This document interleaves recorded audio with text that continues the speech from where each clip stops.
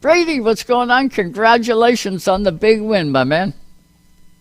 Yeah, thank you very much. Was just figuring out this Zoom thing. Just got back because my wife's birthday today, so we were out for birthday dinner and scrambling to get it working. But I guess I made her just in the nick of time, so that's great. Well, you did a fantastic job, just like you did on Friday night with that 39 car.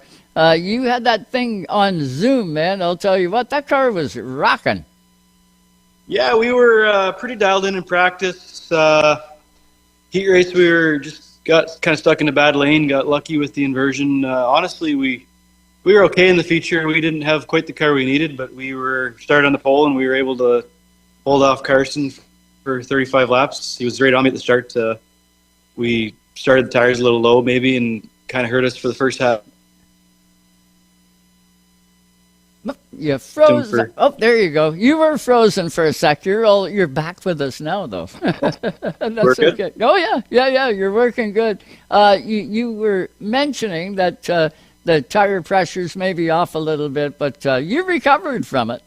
Yeah, we started them a little low, so it took half the race or so for it to get comfortable, and we made a few swings to get the car turning better, and maybe didn't quite go the right way, so weren't quite as good as we wanted to be in the feature, but we had a good enough car to hold Carson off. And like I said, I don't know if I was frozen or not, but not a lot of guys will race you the way he did, so I appreciate him not roughing me up. And we had a big wreck. The APC race got into some oil the week prior and thrashed all week to get this thing fixed up, so we definitely needed a run like that. Oh, yeah, absolutely. And I can attest to that wreck you mentioned there in the APC race. That was bananas, man. You hit awful hard. I'm surprised to see the car even put back together that quick. That was a fast turnaround for you guys. Yeah, it was a long week, a lot of 2 a.m. nights, getting up to go to work at 5 a.m. the next day, so didn't get a lot of sleep all week, but it seems to be that way. Like the last year we won one feature as well, and the week before we broke a ball joint and destroyed the car too, so sometimes the racing gods were looking out for us, I guess. I don't know, thrashing all week, it seemed to work out. Yeah, it did. It worked out good. Brady, I got to be honest here. I never noticed the number 39 car on a consistent basis last year. You got to win, but how about it? Like, you weren't full tilt last year, were you, or am I wrong in that? So last year we did run a full season. We were the 53 car for the majority of the season. We had an older McCall chassis. I split with my brother-in-law, Chad Corcoran owns the car. I own all the parts in it. So older car. We struggled with it throughout the year, and then I got set up with Steve Simon out of West Lorne. He owns this car here, and it's a fast piece. And like I said in my interview, I've never had the opportunity to be in a car from this decade before, and man, it was pretty awesome. We raced it in the 300 last year, and it was a good car. We were like second quick in practice, and I just kind of found the belief in myself that I can actually do this once you get in good equipment. Originally, I started racing, I was always the number 39 up until a couple years ago when we decided to do this joint venture and race part-time in the 53, and I've taken a few years on and off with life events and family and buying houses and stuff, but finally in the situation now in life where we can try and, well, I got 2 kids under 2.5, so it's tough, but we're making the best of it. Well, that'll keep your attention, I can guarantee that. And good to see that, you got your priorities set the right way. When you mentioned, you had buying houses and life gets in the way, and you got to take your racing and set it off to the side, and you'll go back to it. When it's in your blood, you have to go back to it, I guess. I've been around racers for the better part of 40 years, and a lot of the same is true with all of them. When it gets in your blood, that's it. You've been bit by the race bug, especially when you're a winning kind of guy. Then it's really hard to turn it away. And not all racers have got their priorities set the right way like you do, where, you got to deal with things in life, you deal with them, and then you go back to what you enjoy doing. And it pays dividends, obviously. Week number 2, or was that week number 1 for the late models, and you get to victory lane. That's huge. Yeah, the first Delaware race last week, the week prior is the APC, so the first points Delaware race, I guess. Yeah, honestly, just it's unfortunate the way that the price of these cars are anymore. The average person can't.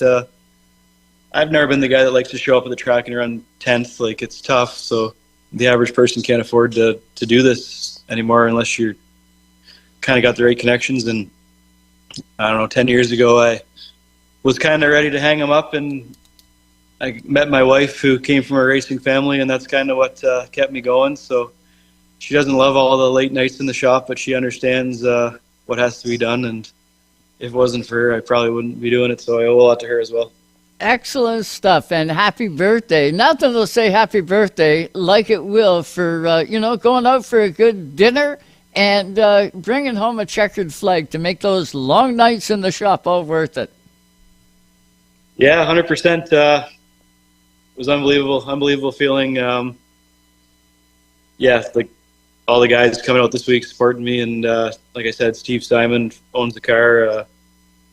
All the hard work he put in, and the belief he has in me to put me in the equipment, I definitely owe everything to him as well. How about sponsorship on that 39? The car's not only gorgeous, but it's leathered up. Who have you got sponsorship-wise? Yeah, so it's been a good year. I've never had this much support. I had to actually write them all down because I wasn't expecting to end up in Victory Lane on Friday, and I was kind of panicking trying to remember everybody. So it was one of those, look over at the car. So Simon Innovations, that's Steve Simon's company. He's the one that owns the cars, and owe everything to him. We got Oliver Ford on board this year. We got PV Excavating, Twilight Acre Farms. We got Lind, IECS Trucking. We have BASF, Get Cracking, Egg Farmers of Ontario.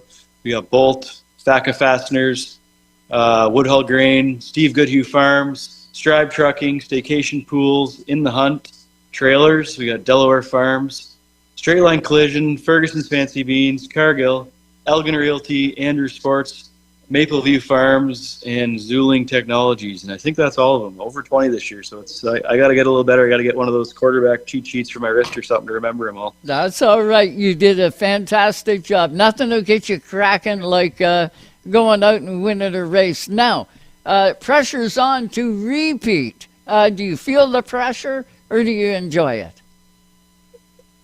Honestly, I used to get a lot more stressed out when I was a little younger. Now I just try and enjoy it. Like, the few years not racing, you realize it sucks going to the track not racing, so you just got to enjoy the opportunity and make the best of it. You still got butterflies sitting in the car, at least I do, sitting in the car getting ready to roll it for the race. But the opportunity that I have now, it's pretty awesome. So got to make the best of it and try not to let it stress me out too much. Life's too short for that. It is. I agree wholeheartedly. Where did you start? Have you always been a Delaware guy, and did you start in a four-cylinder and work your way up? Tell us your path.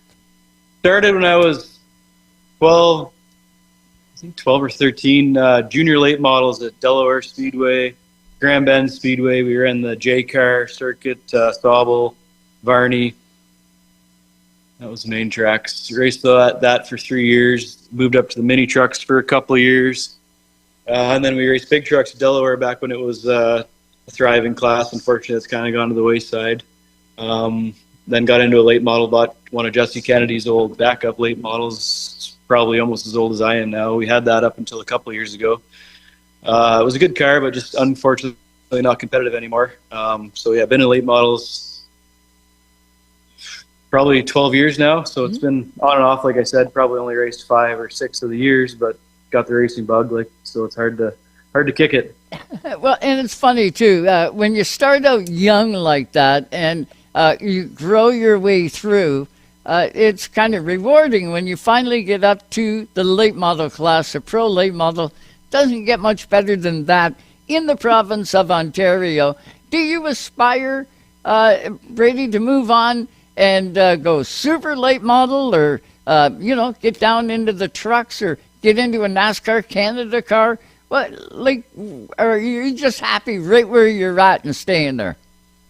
When I was younger, I obviously wanted to be a professional race car driver when I was older, but unfortunately didn't have the family funds to get to that point. So honestly, the point I'm at now, having a great opportunity to drive a pro late model, it's just something that I've never dreamed I'd be able to do. So pretty happy where I'm at now. Obviously, if the opportunity ever came up, that would be something I'd be interested in, but not something I expect. Obviously, life events, having 2 young kids, that's kind of my priority right now over racing, watching them grow up. It's pretty awesome. Makes me emotional almost. Victory Lane, having my 2 daughters there, it was probably one of the best feelings I've ever had last year once, and then seeing my daughter Sawyer grow up this year, have her in Victory Lane, it makes it all worth it. She thinks her dad's a badass, so that's kind of cool. That's cool. And that's what it's all about. There's nothing wrong with, emotion. It just shows that you're invested in what you're doing, Brady. And that's the cool part. Everything means something to you. And it's kind of cool when it all comes together and you get to Victory Lane like you did. It couldn't happen to a better guy, really. And being a pro late model driver for the rest of your career, that's not too shabby, man. There's a lot of people that will never get that opportunity. And I guess you could expand it out by going and getting into APC full tilt. But you know what? The Friday night stuff will never leave you. Yeah, we're planning on getting our feet wet this year with a couple APC races. We actually have a backup car that we're going to try and get out a little bit. I think the backup car might be better than the primary car, so we'd like to get it out later this year. Just Steve, the car doesn't want to scratch that one yet, so we'll see. So we're going to try and run the second Flamborough race and the Sauble race, I think, on the 22nd to get to a few different tracks this year and see how the year goes, feel it out, and maybe next year try and do some more APC racing, just get our feet wet this year and go from there. So. Well, if it goes anything like Friday night did, and you have the 93 of Carson Nagy back there and Jesse Kennedy, and the list goes on and on, man, you're going to be under fire the whole time, but you're up to the task, obviously, and sticking it in Victory Lane. You get another opportunity to go at it again. Are you guys back on track Friday night coming up? Yeah, Friday night again, so 3 weeks in a row. It's been a... No, you're still good. got me there? Yeah. Okay. Yep, we still got you. Phone was dying on me. But yeah, so Friday night we're back out there again. It's been a busy month to get the season started, but it's awesome to get coming off of a win too. We have a few adjustments we can make to make the car better. We weren't really happy in the feature. Got a little free off and can only get better. So yeah, we're excited. Looking forward to the rest of the season for sure. Well, build that notebook and keep those trophies coming. You got space behind you for the car and for some more trophies. And hey, we appreciate the time tonight on Race Time. We genuinely do, and hope to get you back on here. Keep winning, we'll get you back. Yeah, that'd be awesome. I appreciate you guys reaching out. Want to shout out Steve and Ange Simon, Steve and Ange Warbell for the opportunity again, and all the guys. Justin, my crew chief. We got Dave, my spotter. Freddie and Bader, my tire guys and jack guys and fuel guys. And Burr, he's my longtime mechanic. And shout out, I think JR's coming on next. I'm glad he's okay. We saw that hit, and that stuff's terrifying. So glad he's doing all right. You want to believe it. He is up next. And Brady Smith, thanks so much for the time. Congratulations. And go celebrate that birthday. Tell your wife she looks great at 29 once again. I will. Thanks again. I really appreciate it. You bet. That's Brady Smith right there. Watch for him at Delaware Speedway. Maybe some APC stuff. Tell you what, that 39, he took every test that was thrown at him Friday night